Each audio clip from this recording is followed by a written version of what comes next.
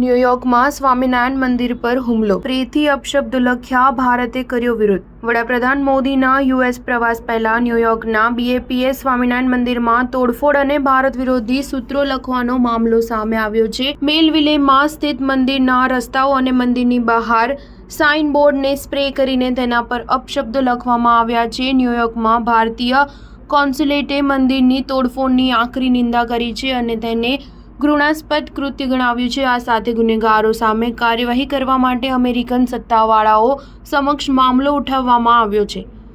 તેમજ BAPSએ શાંતિની અપીલ કરી છે। લોંગ આઇલેન્ડ પર સફોક કાઉન્ટીમાં નાસો વેટરન મેમોરિયલ કોલિઝિયમથી લગભગ 28 કિલોમીટર દૂર મેલવિલે શહેર આવેલું છે। આ જ સ્થળે વડાપ્રધાન મોદી 22 સપ્ટેમ્બરે એક મોટા સમુદાયના કાર્યક્રમને સંબોધિત કરશે।